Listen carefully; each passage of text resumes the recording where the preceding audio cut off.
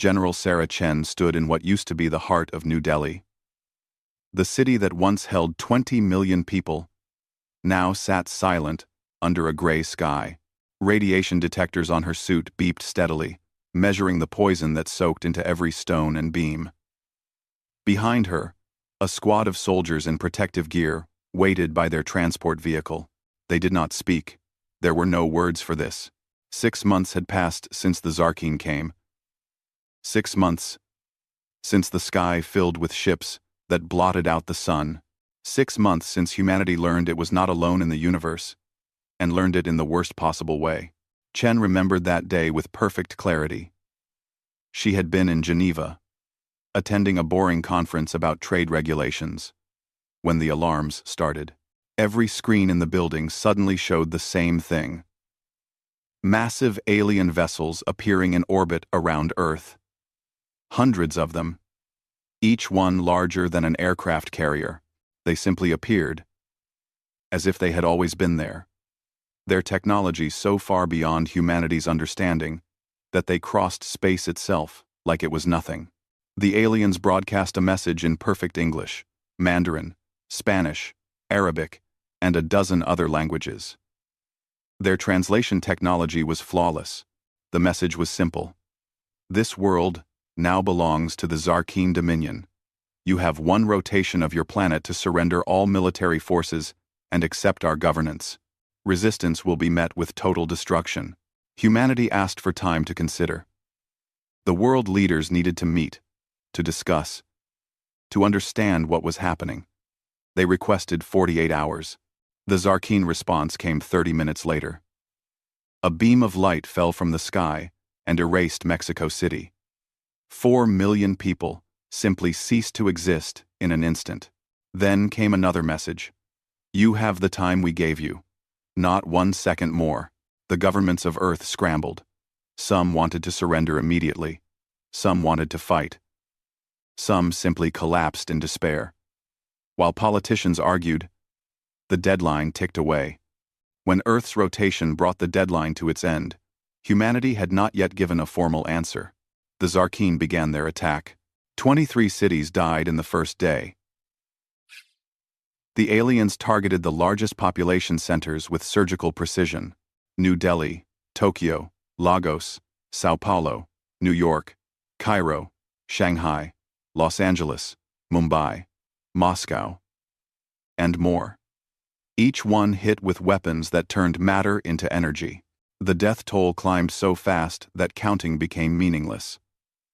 4.2 billion people died in 72 hours. But something happened that the Zarkeen did not expect. Humanity did not surrender. Instead, something ancient and terrible woke up inside the human species. Every petty conflict, every old hatred, every national rivalry suddenly meant nothing. The fractured nations of Earth looked at their burning world and made a choice. They chose each other. They chose to stand together. They chose to fight. And humanity had been preparing for this day, though they did not know it would come so soon. For 60 years, Earth's space programs had been building. Mining operations on the Moon and Mars, research stations throughout the solar system, massive vessels that were officially listed as colony transports and industrial platforms. The public saw peaceful exploration. The military saw something else. A fleet, waiting to be activated. When the Zarkeen attacked, codes were transmitted across the solar system. The colony ships opened their hulls to reveal weapon systems. The mining stations activated drives that pushed them to speeds no civilian craft should reach. The research platforms deployed fighter wings that had been built in secret facilities on the far side of the Moon. Earth had been quietly preparing for hostile contact for decades. The governments had hoped they would never need these weapons. They had hoped first contact would be peaceful. They had been wrong. The battle for Earth lasted 6 weeks. The Zarkeen had superior technology, but humanity had numbers, desperation, and intimate knowledge of their own solar system. Human commanders used tactics the aliens had never seen. Ships pretended to be destroyed, then activated again to strike from unexpected angles. Fighters hid in the debris fields and asteroid belts. Weapons that seemed primitive by galactic standards were used in ways the Zarkeen could not predict. The human fleet could not win, but they did not need to win. They just needed to hurt the enemy badly enough that the cost became too high. After 6 weeks of brutal fighting, with half their fleet destroyed and supplies running low across hostile space, the Zarkeen retreated. They jumped back into whatever dimension they used for faster-than-light travel and left Earth behind. But the damage was done. A third of humanity lay dead. The survivors inherited a wounded world. Chen stepped over a pile of rubble that might have once been someone's home. Her boots crunched on glass that had melted and reformed into strange shapes. She reached the memorial site her team had prepared. A flat area had been cleared, and on it stood a simple monument. A black stone wall with names carved into its surface.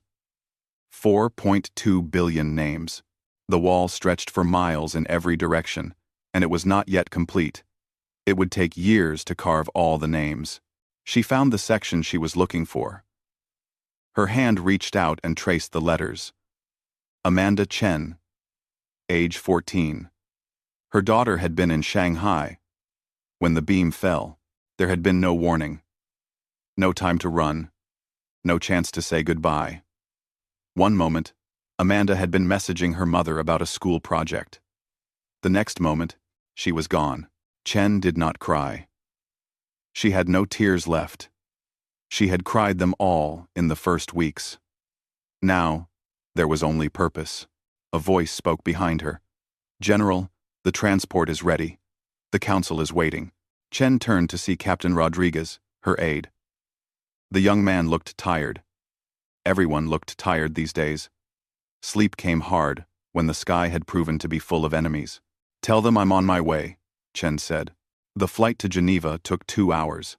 The city had survived the initial attack, though the nearby mountains were scarred by a near miss that had vaporized Lake Geneva.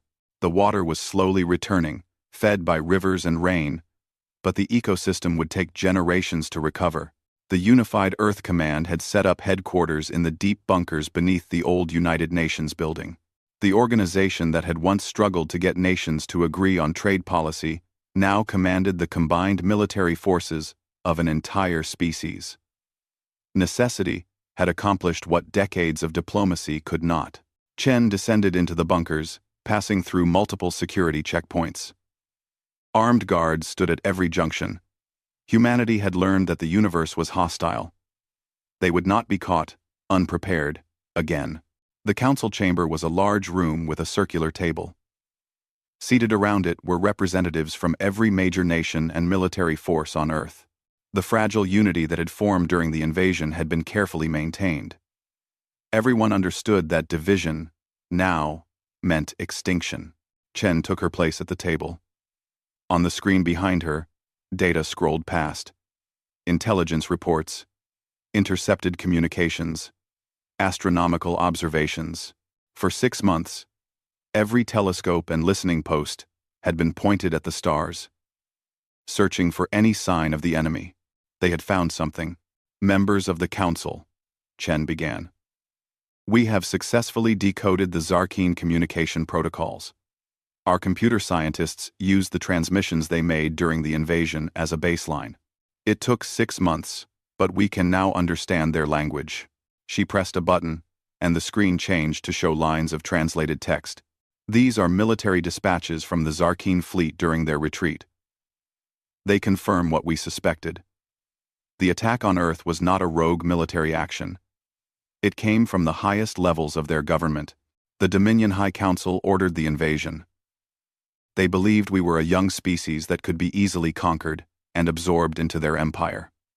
Though murmurs ran around the table, Chen continued, "More importantly, we have identified the specific council members who gave the authorization. There were 12 of them. Their names, positions, and last known locations are all in the database.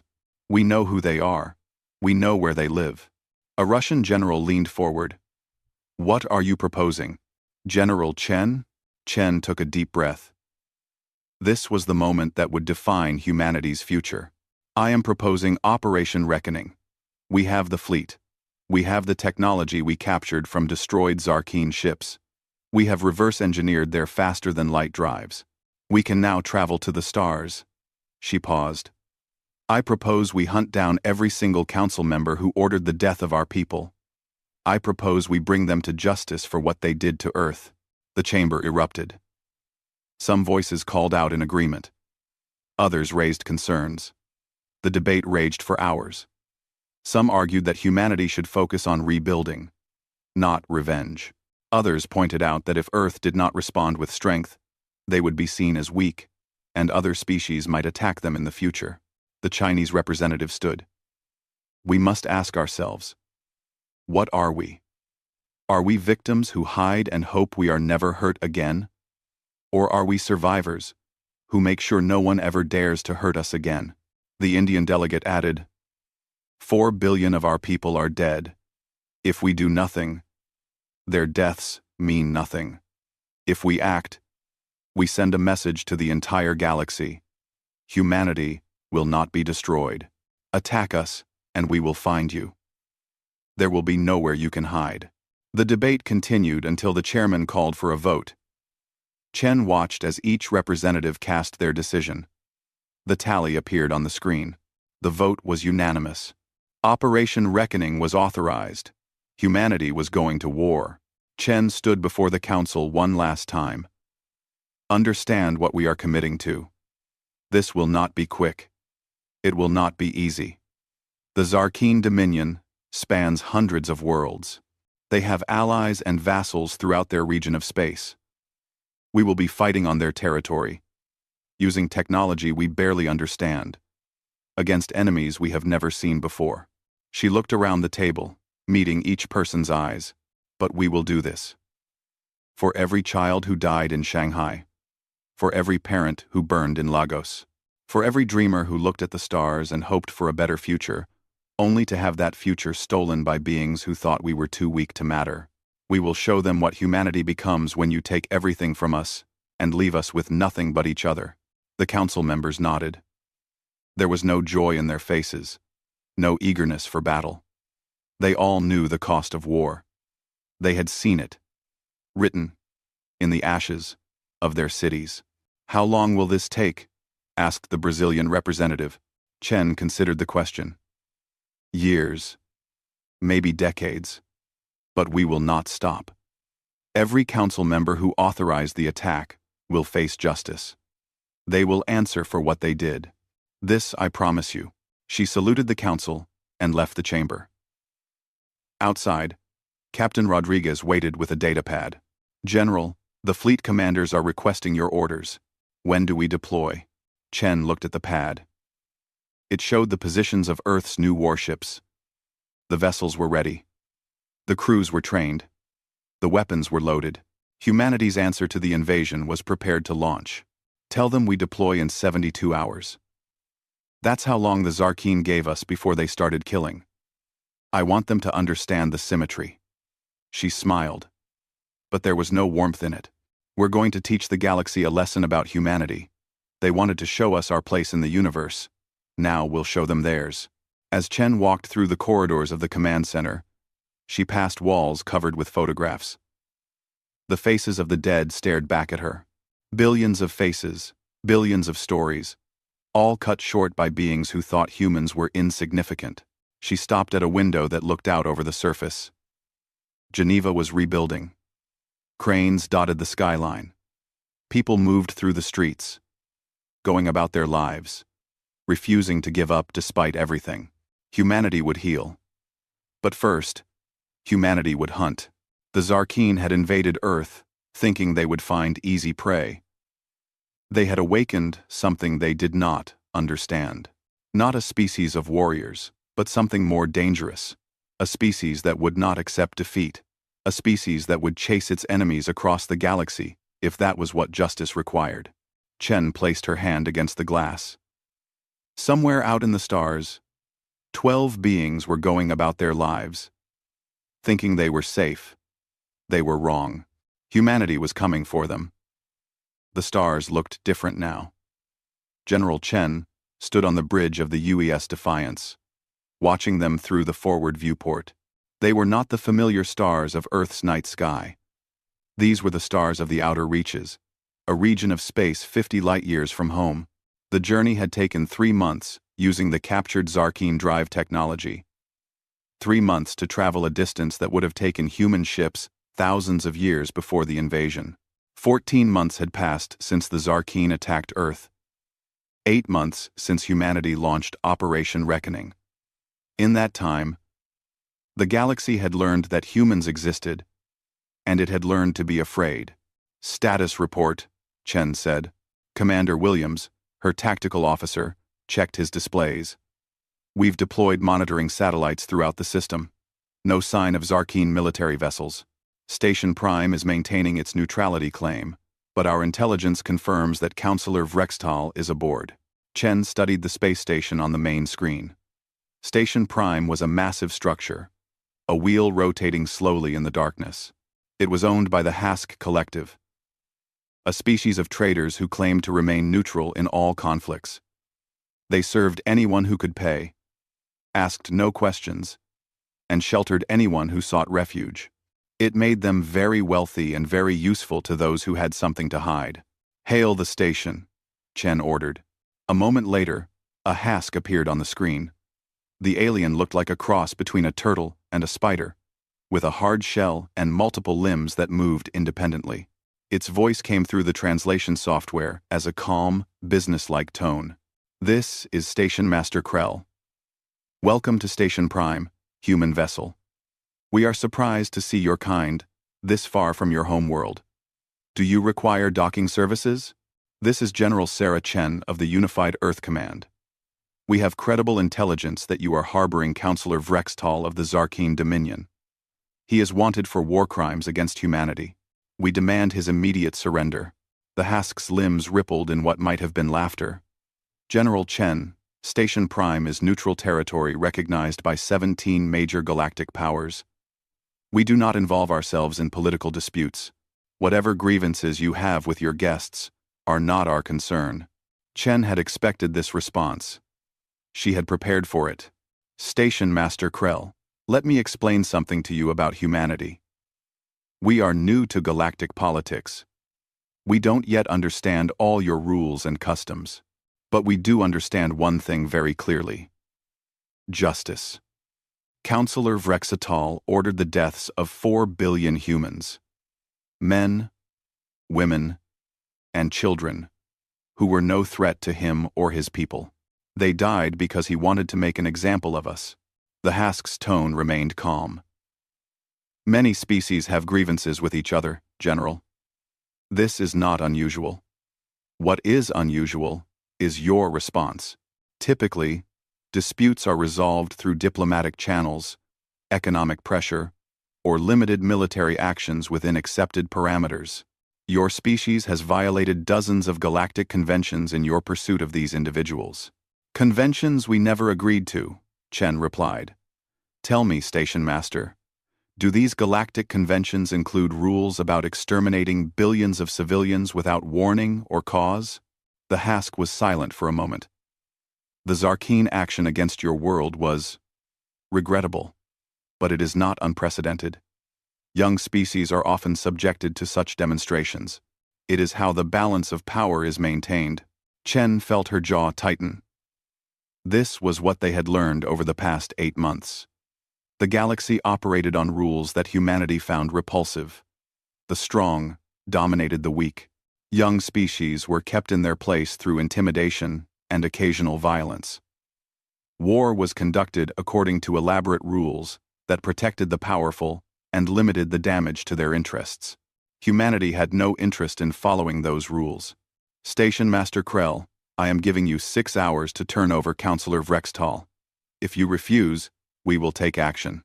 "General Chen, I must warn you that any attack on Station Prime will be considered an act of war against the Hask Collective and all 17 signatories to the Neutral Station Treaty.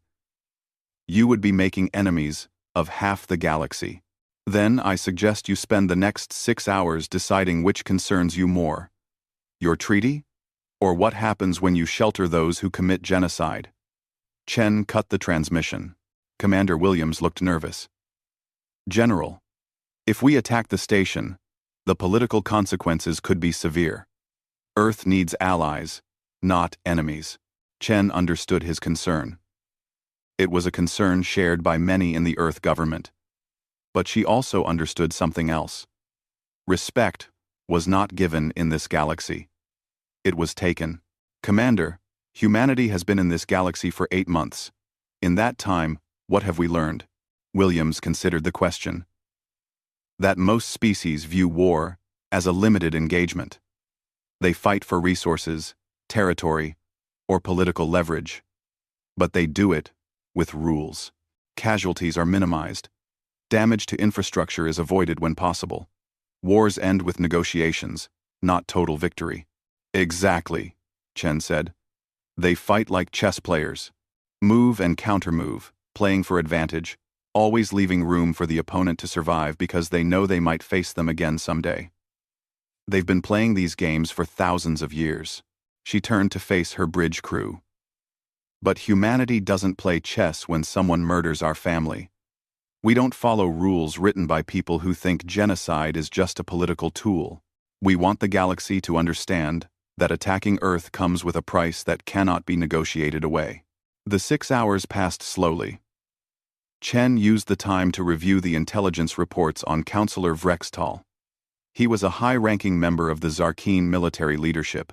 His career spanned 300 years, which was not unusual for his species.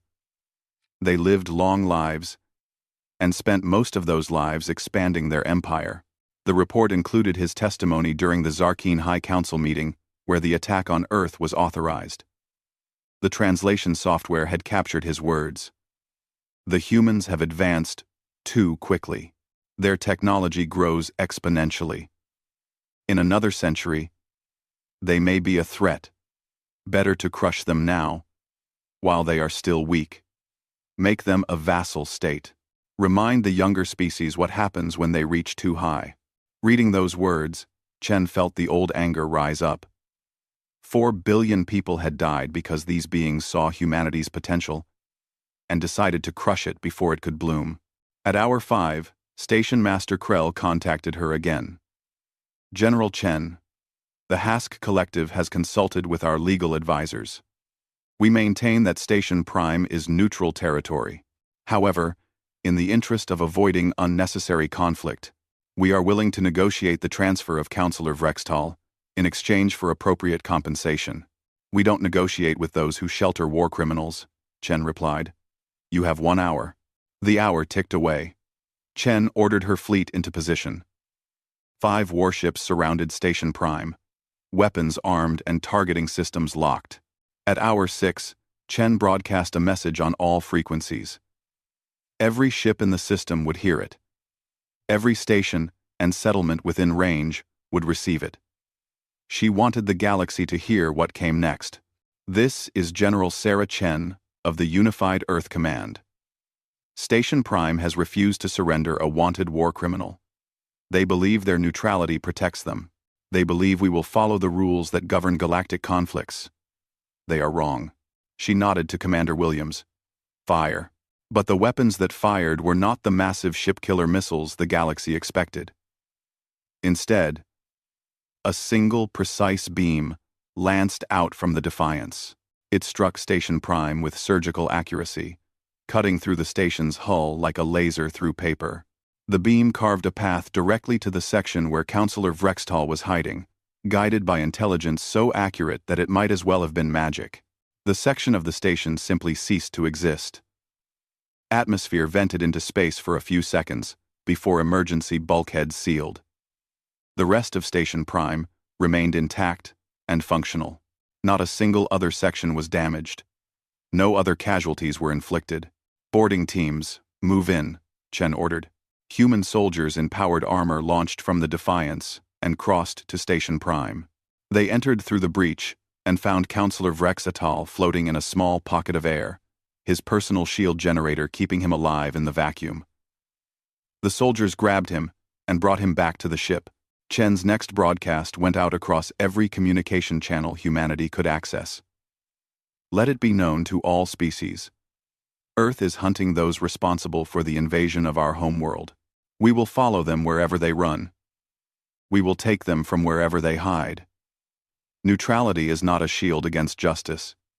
If you harbor them, you choose to stand with them. Choose wisely. The Galactic response was immediate and shocked.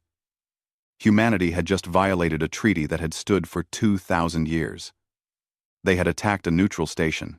They had done so with a precision that terrified military analysts across the galaxy. The humans had cut out exactly what they wanted and left everything else untouched. That level of accuracy should not have been possible. What the galaxy did not know was that humanity had spent the past months hacking into every computer system they could access. Human programmers had proven to be exceptionally good at breaking alien security. The precision strike had been possible because humanity knew the exact layout of Station Prime, had access to its sensor data, and had calculated the trajectory to the millimeter. Counselor Vrextal was brought before Chen in the ship's brig. The Zarkeen was a tall being, reptilian in appearance, with dark scales and multiple eyes. Even captured and restrained, he radiated arrogance.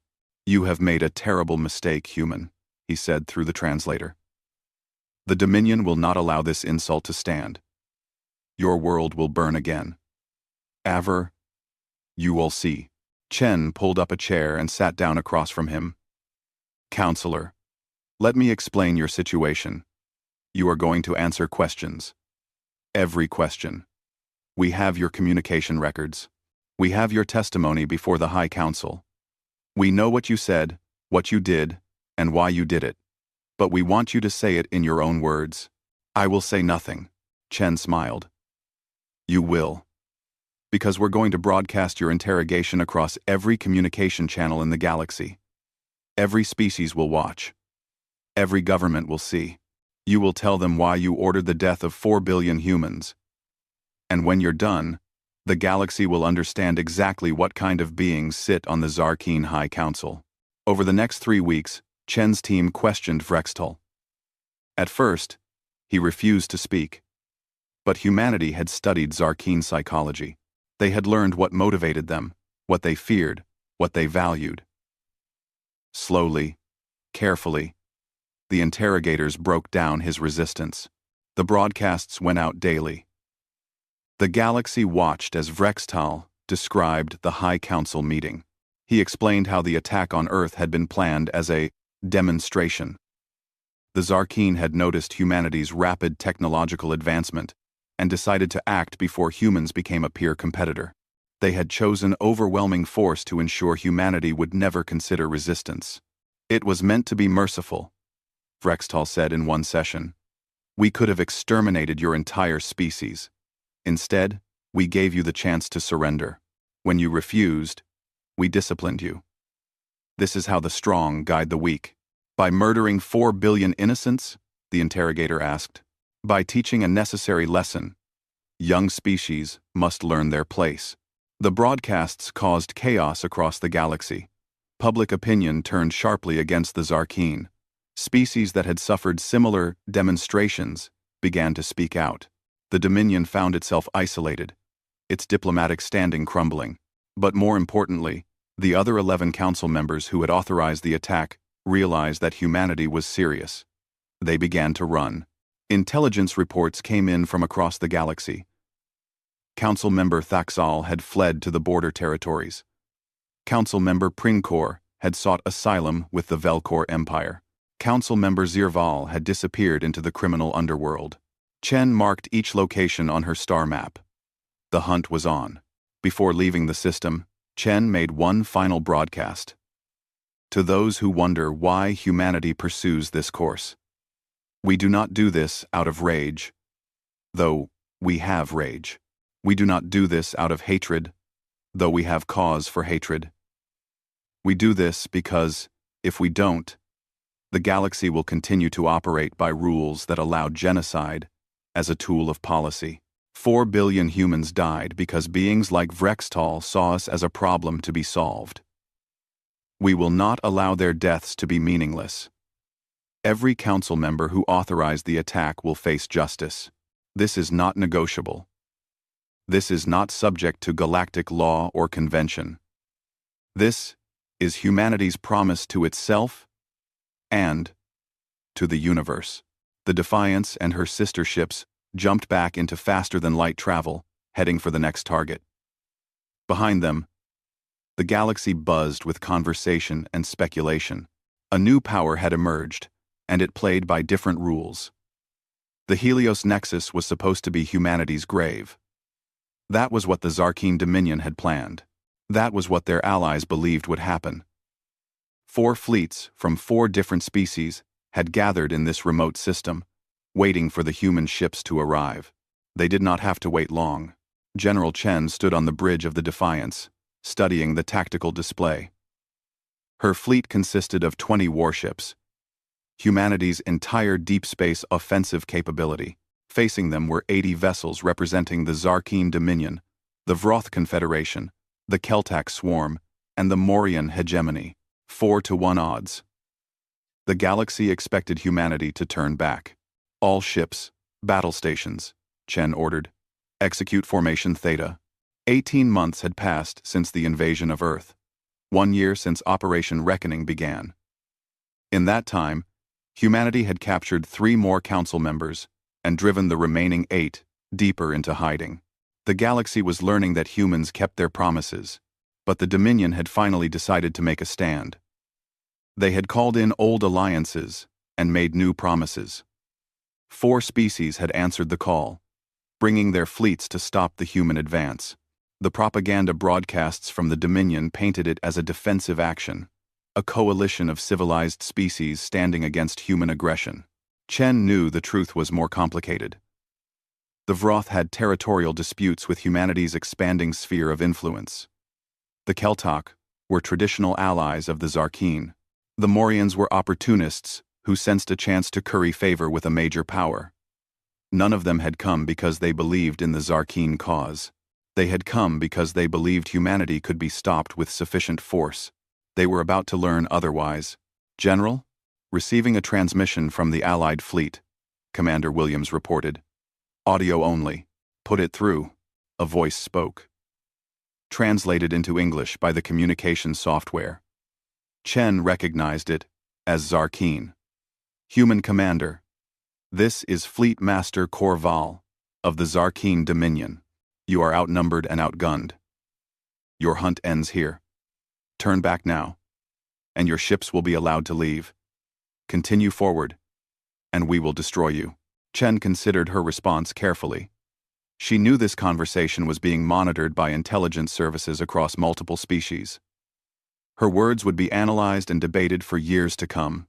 Fleet Master Korval, this is General Sarah Chen. I appreciate your offer, but I'm afraid we must decline. You see, somewhere in your fleet, or nearby, there are individuals we have come to collect. Council members who authorized the murder of 4 billion humans. We will not leave without them. Then, you will not leave at all, Korval replied. Your species has violated every principle of civilized warfare. You have attacked neutral stations.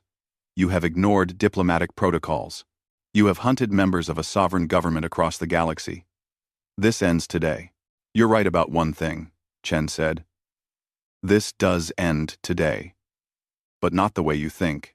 She cut the transmission and turned to her crew. All ships. Activate combat protocols. Authorization. Chen Delta. 7. Across the human fleet, something changed. The ships had been moving in standard formations, their weapons armed, but their systems operating within normal parameters. Now they shifted into something the galaxy had never seen before. Humanity's secret weapon was not a new gun or a more powerful reactor. It was coordination. While other species had artificial intelligence that handled basic ship functions, they feared giving too much control to machines. Wars in their past had taught them that AI could not be trusted with weapons. Humanity had reached a different conclusion. Human military AI did not replace commanders. It enhanced them. Every ship in Chen's fleet was connected through a network that operated faster than thought. Tactical data flowed between vessels in microseconds. The AI coordinated movements, predicted enemy actions, and calculated firing solutions, while human commanders made the strategic decisions. The result was a fleet that moved like a single organism. Enemy fleet is advancing, Williams reported. They're maintaining standard engagement spacing. Chen watched the tactical display. The Allied fleet was moving in a formation that made sense according to centuries of galactic military doctrine. Each ship maintained distance from its neighbors to avoid collateral damage. Their weapon systems were optimized for long-range bombardment.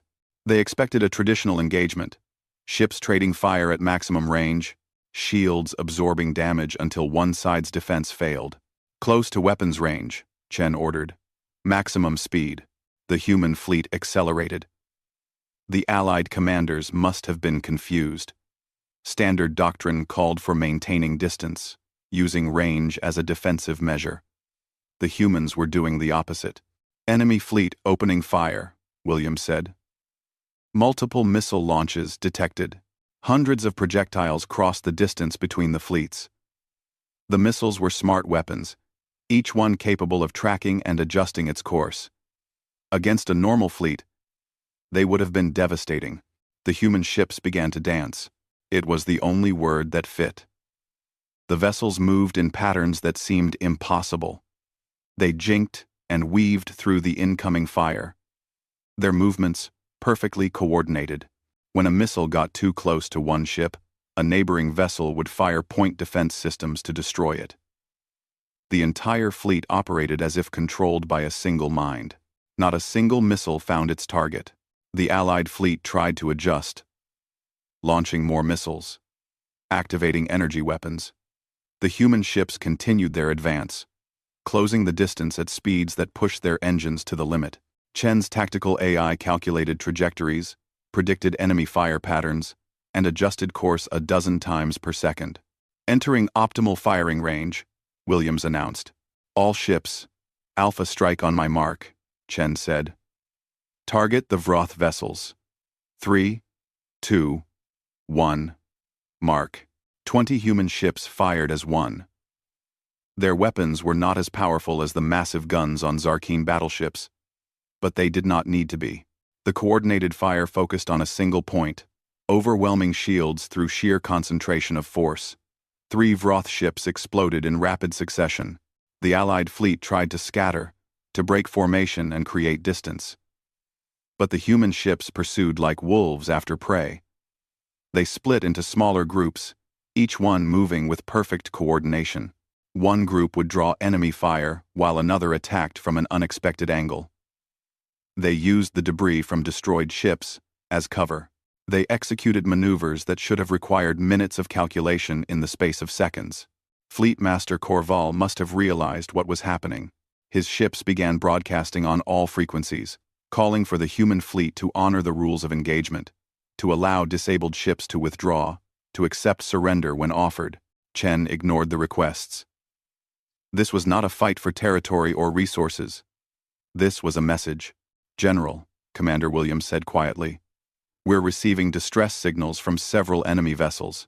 They're requesting mercy. Chen felt the weight of the decision. She was not a monster. She did not enjoy killing. But she also understood that mercy shown too early would be seen as weakness. Broadcast on all channels, she ordered. This is General Chen to the Allied fleet. We will accept the surrender of any vessel that powers down its weapons and transmits its crew manifest. You have 2 minutes to comply. Across the battlefield, Allied ships faced a choice.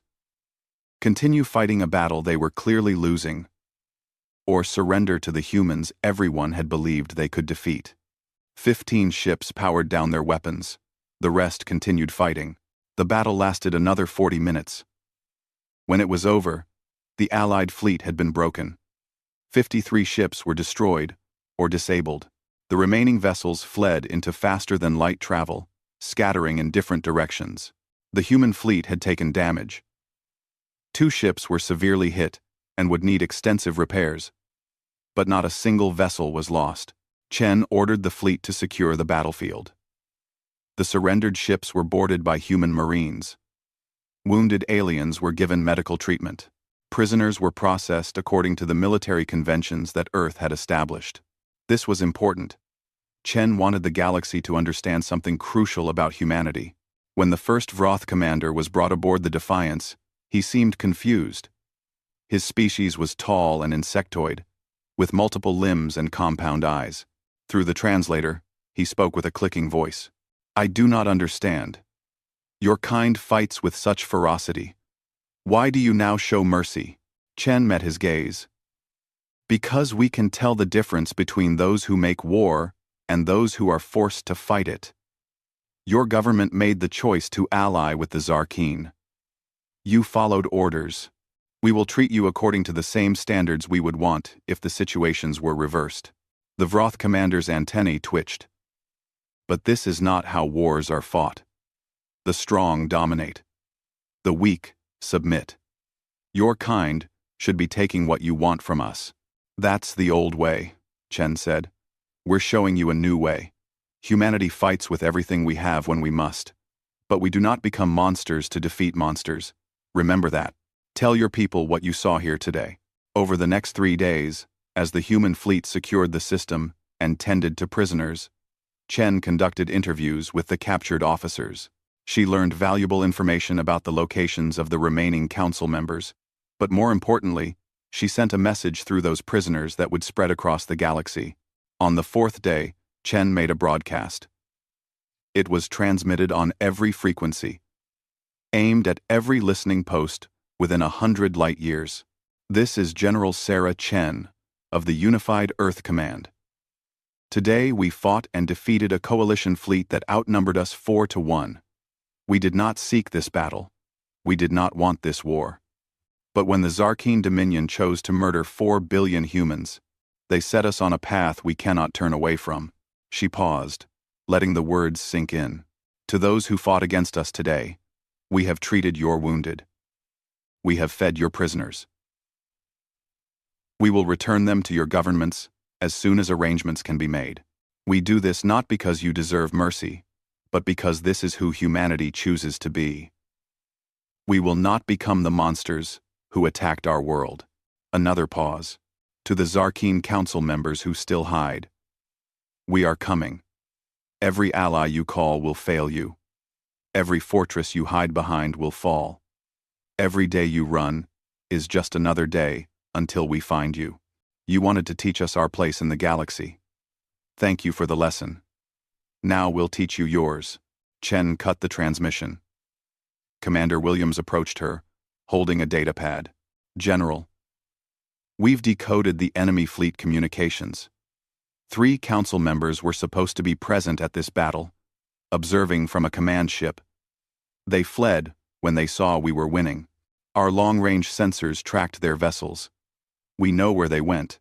Chen looked at the data. The 3 council members had fled to Kraz Thor, the fortress world of the Zarkeen Dominion. It was the most heavily defended planet in their territory, surrounded by orbital weapons platforms and protected by thousands of ships. It was where the Dominion kept its most precious assets. It was where the remaining council members would gather, believing the defenses made them untouchable.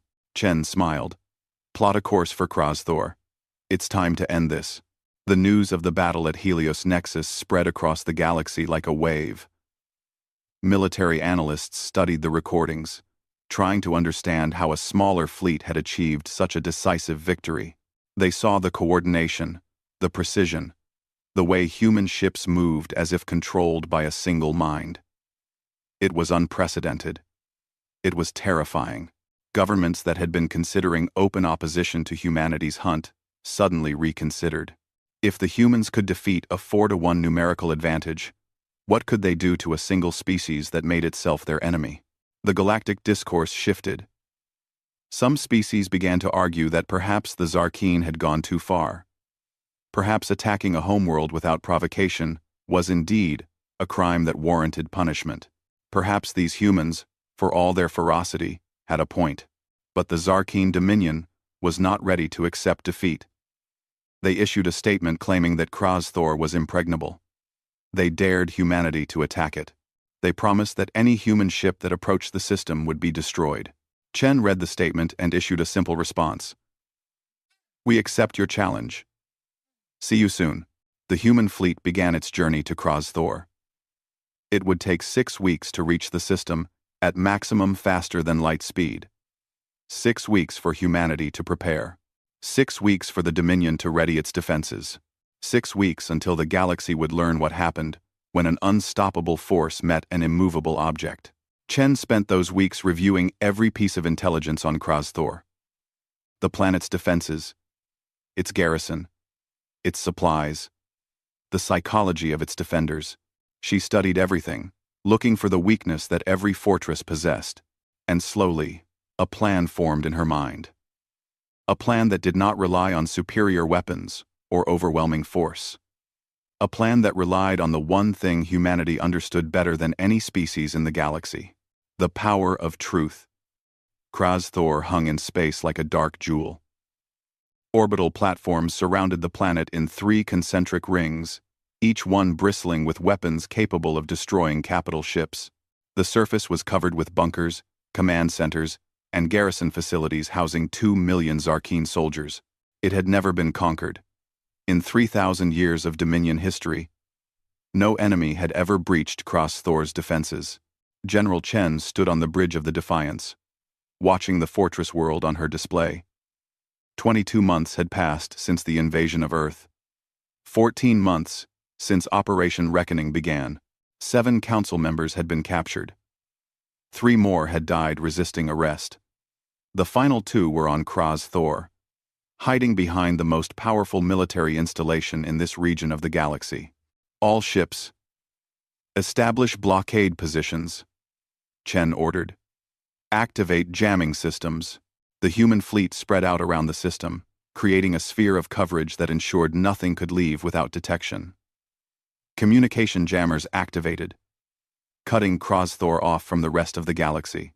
No messages would get in or out unless humanity allowed it. For 3 days, nothing happened. The Zarkeen watched from their fortress, expecting an attack that never came.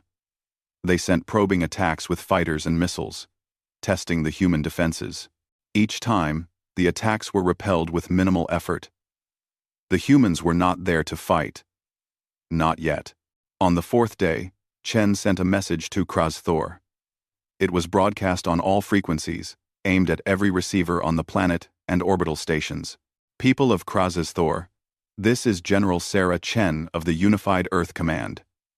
We have come for 2 individuals, Council Member Thexnar and Council Member Vril OK.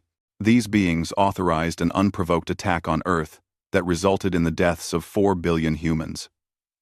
We are here to bring them to justice. The message continued. We do not wish to harm you. We do not wish to destroy your world. We only want the 2 individuals responsible. Surrender them to us, and this ends peacefully. Refuse, and we will take them by force. The response from the Dominion was predictable. Military Governor Zelmak, the commanding officer of Thor, sent a reply dripping with contempt. Human General, your threats are meaningless. Thor has stood for 3 millennia. Your small fleet cannot breach our defenses. You have achieved some victories against lesser opponents, but now you face the full might of the Dominion. Leave now, or be destroyed. Chen had expected this response. She sent another message, but this one was different. This one included video. The broadcast showed Earth. Not Earth as it was before the invasion, but Earth as it existed now. The footage was carefully curated to show maximum impact.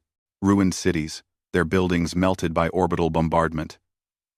Mass graves being excavated. Row after row of bodies. Hospitals overflowing with radiation victims.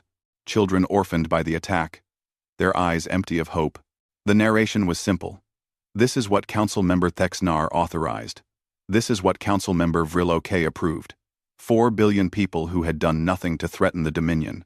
4 billion lives ended because your leaders wanted to teach a lesson to a young species. The broadcast went out every day for a week. Different footage, different stories, but the same message. This is what your leaders did. This is who you are protecting. The Zarkeen military tried to jam the broadcasts, but human technology had been specifically designed to counter their jamming. Every soldier, every civilian, every being on Kraz Thor saw the images of Earth's devastation. They heard the stories of families torn apart. They listened to the recorded testimony of Counselor Vrexatal, explaining in his own words how the attack had been planned. On day 12 of the siege, Chen broadcast Vrexatal's most damning statement. It was not about defense. It was not about resources. It was about making sure the younger species remembered their place. We chose Earth because they were advancing too quickly, becoming too confident. They needed to be reminded that the old powers still rule. The reaction on Kraz Thor was immediate. The military forces remained loyal, but questions began to spread among the civilian population. The Dominion had always portrayed itself as a civilizing force, bringing order to chaotic regions of space. But the footage from Earth showed something different. It showed cruelty without purpose, violence without justification. Chen continued the broadcast campaign. But she also sent a second message, this one specifically targeting the military garrison. Soldiers of Kraz Thor, we know you are following orders. We know you did not make the decision to attack Earth, but you now face a choice. Your leaders brought this war to our doorstep. They killed our families. And they did it, believing we would submit. We did not submit. We are here, and we will not leave until justice is served. She paused. We do not want to fight you, but we will if we must. Ask yourselves, is protecting 2 council members worth dying for? Is defending beings who ordered genocide a cause worth your lives? The psychological warfare continued. Every day brought new broadcasts. Survivors from Earth telling their stories. Footage of human rebuilding efforts, showing a species that refused to give up. Intercepted communications from the High Council, proving that the attack had been calculated and deliberate. On day 18, something changed. A message came from Kraz Thor, encrypted and sent on a narrow beam to avoid detection by Dominion security. This is Colonel Darnax of the Garrison Security Force. We have been listening to your broadcasts. Many of us have questions about the attack on your world. Can you guarantee safe passage for representatives who wish to meet with you? Chen felt a surge of hope. This was the moment she had been working toward. Colonel Darnax, you have my word as a commanding officer. Any representatives you send will be treated with respect and returned safely, regardless of what you decide. 3 days later, a small shuttle left Kraz Thor and approached the human fleet. Chen met the Zarkeen delegation in a conference room aboard the Defiance. There were 5 of them, all military officers of various ranks. They looked nervous. Colonel Darnax spoke first. General Chen, we come seeking truth. The broadcasts you have shown contradict what our government has told us. We need to understand what really happened.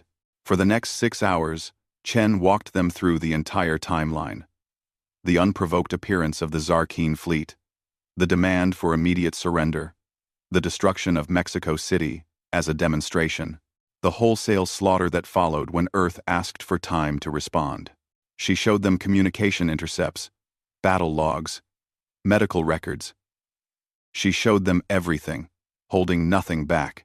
The Zarkeen officers sat in silence, processing what they were seeing. Finally, Darnax spoke. This was not a military operation. This was mass murder. Yes, Chen said simply. Our government told us Earth was a threat. That you were developing weapons that could destabilize the region. That the attack was preventative.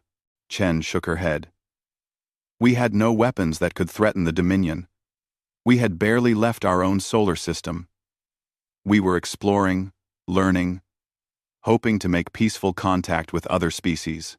Instead, we found beings who decided we needed to be crushed before we could become competitors. Darnax looked at his fellow officers. What do you want from us? I want you to go back to Kraz Thor and tell your people the truth. Let them decide for themselves whether protecting council members Thexnar and Vril is worth defending. The choice is yours to make.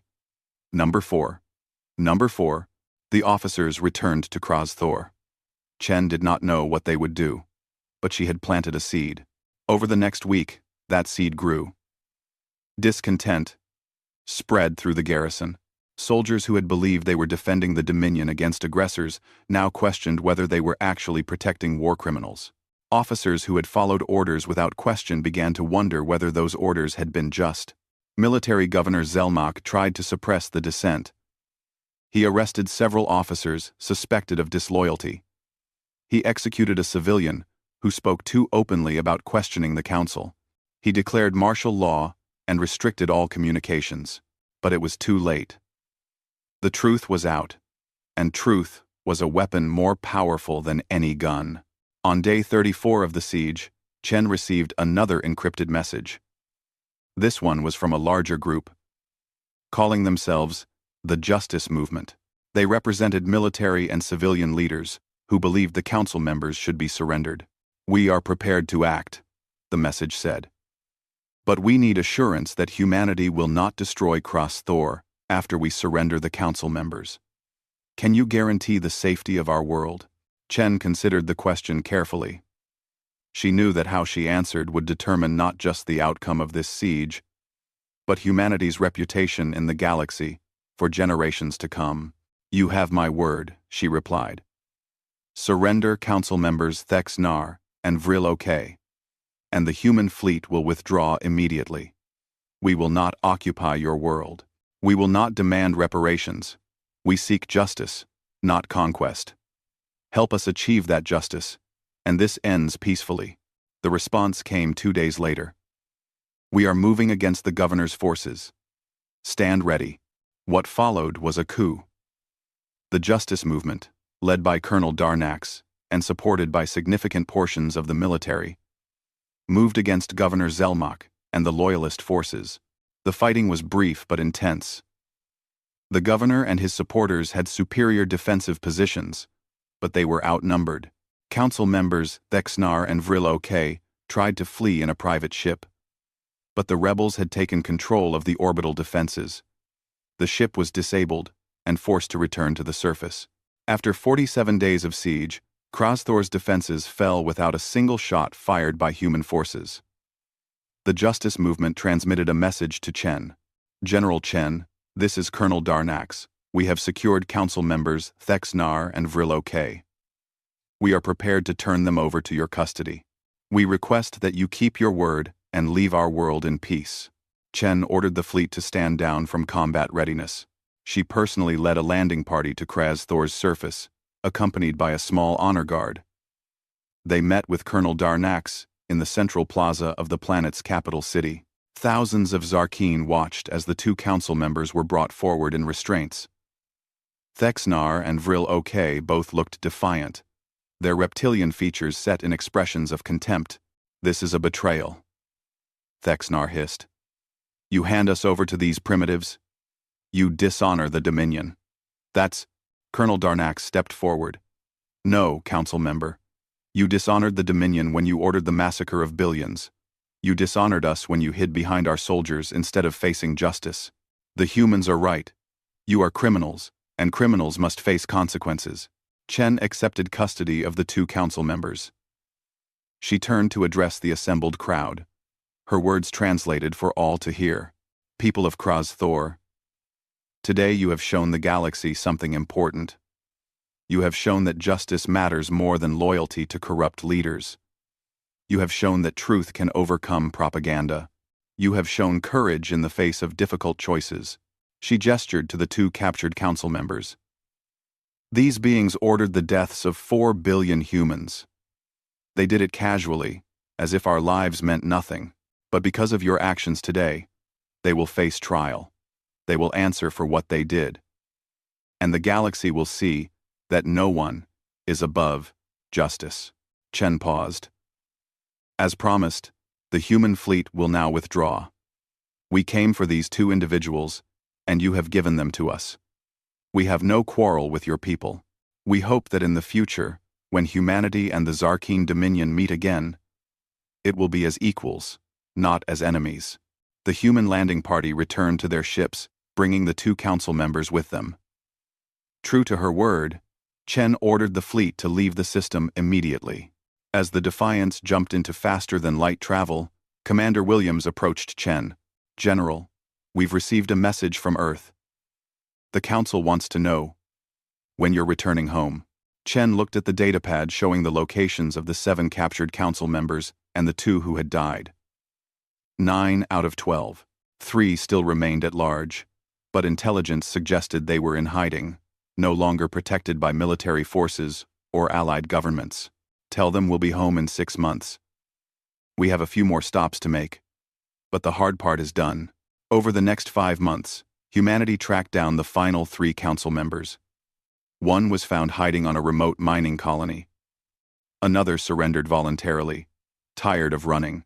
The final one was located on a smuggler's ship and captured after a brief chase. All 12 Council members who had authorized the attack on Earth were now in human custody. The hunt was over. Chen ordered the fleet to return home. The journey took several weeks, traveling back across the space they had crossed during their long pursuit. As they approached Earth, Chen stood on the bridge, watching her homeworld grow larger on the screen. The planet still bore scars from the invasion, but cities were being rebuilt. The atmosphere was slowly healing. Life continued, as it always did. Humanity had hunted across the galaxy, fought against superior numbers, besieged an impregnable fortress, and achieved their goal without losing themselves in the process. They had proven that justice could be pursued without becoming the very thing they opposed. The Defiance entered orbit around Earth to a hero's welcome. But Chen felt no triumph, only relief. The war was over. The hunt was complete. Now came the final act, bringing the Council members to trial before the entire galaxy. The Galactic Concordat Assembly Hall was the largest diplomatic space in known civilization. It could hold representatives from 300 species, each an environment suited to their biology. The hall had witnessed treaties that ended centuries of war, agreements that opened new trade routes, and declarations that changed the balance of power across thousands of light years. It had never witnessed anything like this. General Sarah Chen walked through the main entrance, flanked by human security personnel. Behind her, in specially designed containment units that maintained security while allowing visibility, came the 12 Zarkeen Council members. The beings who had ordered the deaths of 4 billion humans were being brought to trial before the entire galaxy. 28 months had passed since the invasion of Earth. 16 months since humanity began Operation Reckoning. The hunt was over. Now came the judgment. Chen took her position at the human delegation station. Around her, hundreds of species watched through various visual and sensory organs. Some were humanoid, walking on 2 legs with recognizable features. Others were so alien that Chen still struggled to understand their body language. But all of them were focused on this moment. The presiding arbiter, a being from the ancient Velastran species, called the session to order. The Velastrans were one of the oldest civilizations in the galaxy, neutral in most conflicts, respected for their fairness. The arbiter's translation came through as a deep, resonant voice. "This assembly recognizes the representative of Earth. General Sarah Chen, you have brought charges of genocide and crimes against sentient life, against 12 members of the Zarkeen Dominion High Council. This is an extraordinary action. The Concordat does not typically involve itself in military conflicts between species. Why should we hear this case?" Chen stood. She had prepared for this moment for months. Everything humanity had done, every battle fought, every diplomatic bridge burned, had led to this. "Honored Arbiter, members of the Assembly, I stand before you not to ask for sympathy, but to present facts. 28 months ago, the Zarkeen Dominion launched an unprovoked attack on Earth. They appeared in our skies without warning. They demanded immediate surrender. When we asked for time to consider, they destroyed a city of 4 million people as a demonstration. When we still did not surrender instantly, they proceeded to exterminate 4 billion humans in 72 hours. She activated a holographic display. Images appeared above the assembly floor. Earth before the invasion. Blue oceans, green continents, cities glowing with light. Then Earth after. Gray skies, radioactive craters, ruins where those cities had been. The Zarkeen leadership has claimed this was a military operation. They have suggested Earth was a threat. Let me show you what kind of threat we posed. New images appeared. Human space exploration vessels. Small and primitive compared to galactic standards. Research stations studying solar dynamics. Colony ships that were barely faster than light. Nothing that could threaten an empire spanning hundreds of worlds. We were explorers. Scientists. Dreamers. We had barely left our home system. We had never encountered another intelligent species. We had no weapons capable of threatening the Dominion. We were no threat to anyone. The Zarkeen Defense Council, a hired advocate from the Morian species, stood. The Dominion exercised its sovereign right to protect its interests. Earth was developing technology at an unprecedented rate. Preventative action is recognized under established precedent. End quote. Chen had expected this argument. Preventative action against a non-existent threat is simply murder with planning.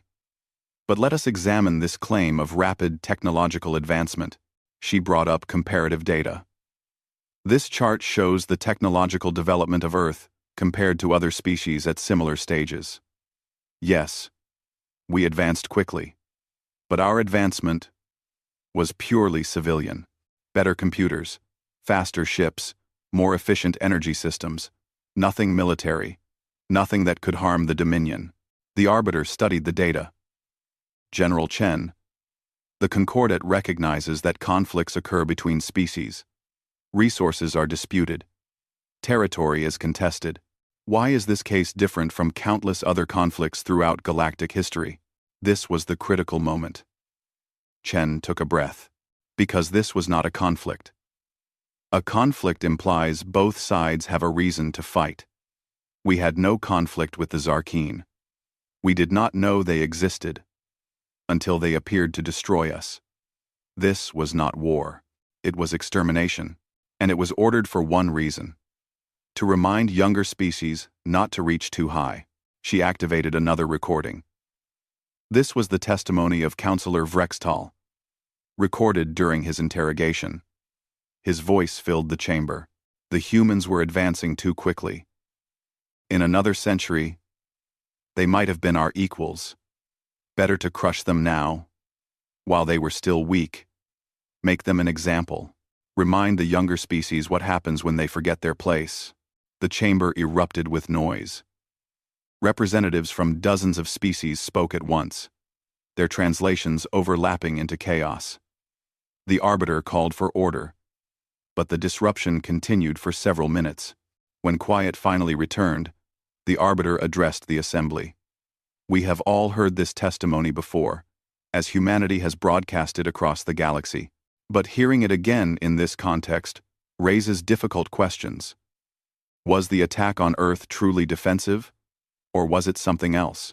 The Zarkeen Defense Council tried to regain ground. Even if we accept that the attack was aggressive rather than defensive, this does not justify humanity's response. They have violated numerous treaties. They attacked neutral stations. They pursued sovereign officials across the galaxy. They conducted warfare in ways that break every convention of civilized conflict. Chen smiled. It was not a pleasant smile. Civilized conflict. Let me explain something about humanity to this assembly. We are new to galactic politics. We did not grow up with your rules and conventions. So when the Zarkeen attacked us, we did not know that we were supposed to surrender gracefully. We did not know that genocide was an accepted tool of diplomacy among the civilized species. We did not know our place.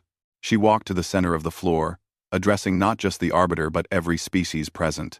You want to know why humanity pursued this course? Why we hunted across the galaxy? Why we refused to follow your rules? I'll tell you. Because your rules are designed to protect the strong and keep the weak in their place. Your rules say that a powerful species can destroy a younger one and face no real consequences. Your rules say that as long as you follow certain formalities, murder on a massive scale is acceptable. The chamber was silent now. Every being present was listening. Humanity rejects those rules. We reject a galaxy where might makes right. We reject a civilization where the old powers can crush the young to maintain their dominance. And most importantly, we reject the idea that the deaths of 4 billion humans should be dismissed as just another conflict. The Morian Defense Council objected. The human representative is making speeches, not presenting evidence.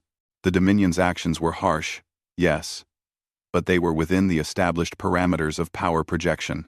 This is how the galaxy has operated for millennia. Then the galaxy has been wrong for millennia, Chen shot back. And if this assembly refuses to recognize that, then humanity will continue to operate outside your system. We will be the ones who remind the powerful that actions have consequences. The Arbiter raised a hand, calling for calm. General Chen, threats do not serve your cause. Please present your formal case. Chen nodded and returned to her station. For the next 6 hours, she walked the assembly through the evidence.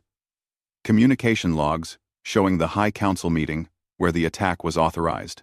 Military records proving the attack was planned months in advance. Casualty reports detailing the 4 billion deaths. Medical records of survivors suffering from radiation poisoning. But most powerfully, she presented testimony from Zarkeen military officers who had participated in the attack. Many of them had been captured during various battles. Under questioning, they had described their orders and their actions. One officer's testimony was particularly damning. We were told it would be quick. The humans would see our power and surrender. When they didn't, we were ordered to continue bombardment of population centers until they did. I followed my orders. I killed millions. I thought I was serving the Dominion. Now I understand I was serving a government that values power over justice. As the evidence mounted, the mood in the chamber shifted. Representatives who had been skeptical began to look troubled. Species that had themselves suffered demonstrations from more powerful neighbors began to speak up, sharing their own experiences. The Arbiter called for a recess. The assembly would reconvene the next day for closing arguments. That night, Chen met with the human diplomatic team. Ambassador Williams, who had been coordinating Earth's outreach to other species, had news. General, we're receiving communications from 17 species. They want to propose a resolution condemning aggressive acts against developing civilizations. They're calling it the Earth Protocols. If it passes, what the Zarkeen did to us would be formally declared a crime under galactic law. Chen felt a surge of hope. Would it be enforceable? Would it be enforceable? That's the difficult part. The Concordat has limited enforcement power, but if enough species agree to the protocols, it creates a new norm. Species that violate it would face diplomatic isolation, trade sanctions, and potential military action from a coalition. So we wouldn't change the past, but we might prevent future Earths. Exactly. The next day, the assembly reconvened for closing arguments. The Morian Defense Council made a final attempt to defend the council members. Yes, the attack on Earth was severe. Yes, the casualties were high, but the Dominion acted according to the understanding of power that has governed this galaxy for thousands of years. To punish these council members is to reject the entire system that has maintained galactic order. It would be chaos. Chen stood for her final statement. She looked around the chamber, meeting as many eyes and sensory organs as she could. Members of the assembly, you face a choice today. You can maintain the old order, where the strong dominate the weak, and might makes right. You can declare that what happened to Earth was unfortunate but acceptable. You can send humanity home with these council members and tell us to follow your rules in the future. She paused. Or you can recognize that the old order failed. It failed 4 billion humans who died for no reason other than existing and growing. It failed every species that has been crushed under the boot of a more powerful neighbor. It failed the very ideals that this Concordat claims to represent. Chen walked to where the 12 Zarkeen council members sat in their containment units. She looked at each one. These beings decided that human lives were worth less than their political convenience. They decided that our hopes and dreams were threats to be eliminated. They decided that a young species reaching for the stars needed to be taught a lesson. They were wrong. And if this assembly refuses to hold them accountable, then you are complicit in their crime. She returned to her station. I have presented evidence of genocide. I have shown premeditation. I have demonstrated that there was no justification for the attack. The only question remaining is whether this assembly has the courage to declare that such actions are wrong, regardless of who commits them or how powerful they are. Chen sat down. The chamber was silent for a long moment. The arbiter spoke. The assembly will now deliberate. Representatives may submit their judgments through secure channels. We will announce the verdict within 2 rotations. Those 2 rotations were the longest 48 hours of Chen's life. She waited in the human delegation's quarters, reviewing everything that had happened, wondering if she had done enough. When the assembly reconvened, the arbiter's first words sent relief flooding through her. After careful consideration of the evidence and testimony, the Galactic Concordate Assembly has reached a verdict. The 12 members of the Zarkeen High Council are found guilty of crimes against sentient life. The attack on Earth is declared an act of genocide, undertaken without justification or legal authority. The Zarkeen delegation erupted in protest, but the arbiter continued. Furthermore, the Assembly adopts the Earth Protocols, establishing new standards for interaction between species at different technological levels. Unprovoked attacks on developing civilizations are declared crimes under concordate law. Species that violate these protocols will face coordinated sanctions and potential military intervention. The arbiter turned to Chen. General Chen, humanity has requested that the convicted council members serve their sentences on Earth, participating in rebuilding efforts. This is an unusual request, but given the extraordinary nature of this case, the Assembly approves. The 12 council members will be remanded to human custody for a period of no less than 30 standard years. Chen stood and bowed. The human delegation thanks the Assembly for its wisdom and courage. As the session ended and representatives began to leave, dozens of species approached the human delegation. Some offered congratulations. Others expressed support for the Earth Protocols. A few quietly admitted that they had suffered similar attacks in their own histories and were glad to see the practice finally condemned. But Chen knew this was not really about the verdict or the protocols. It was about precedent. Humanity had shown the galaxy that the old rules could be challenged, that justice could be pursued even against overwhelming odds, that a young species could stand up to ancient powers and win. 3 weeks later, Chen stood on Earth, at the memorial wall bearing 4 billion names. The 12 Zarkeen Council members stood with her, now wearing work clothes instead of their formal robes. They were beginning their 30 years of service, required to help rebuild what they had destroyed. Chen found her daughter's name on the wall. She placed her hand on it, as she had many times before. A young reporter approached, recording the moment. General Chen, was it worth it? All the battles, all the political fights, all the risks? Was it worth it for revenge? Chen turned to face the camera. She wanted her words to be recorded, to be remembered. It was never revenge. Revenge is personal. Revenge is about making yourself feel better by hurting those who hurt you. What we did was not revenge. It was justice. Justice says that actions have consequences. Justice says that power does not excuse cruelty. Justice says that 4 billion lives matter, regardless of how weak or young their species might be. She looked up at the sky, where new space stations were being constructed, where exploration vessels were being prepared for launch. We went across the galaxy to make a promise that no one would ever again think humanity was easy prey. A promise that our children could look at the stars and see hope, not fear. A promise that the deaths of our people would mean something, would change something, would make the galaxy a little bit better. The reporter asked one more question. What's next for humanity? Chen smiled, and this time, it was genuine. We go back to dreaming. We go back to exploring. We go back to being the species we were before the invasion, the ones who looked at the stars with wonder. But we do it with the knowledge that we can protect ourselves, that we can stand with any species in the galaxy as equals. She turned to walk away, then paused, and looked back at the camera one final time. The Zarkeen attacked Earth because they thought we needed to learn our place in the universe. They were right about one thing. We did need to learn our place. We learned that our place is wherever we choose to make it. We learned that humanity bows to no one. We learned that when you push us, we push back harder. And most importantly, we learned that we can become stronger without becoming monsters.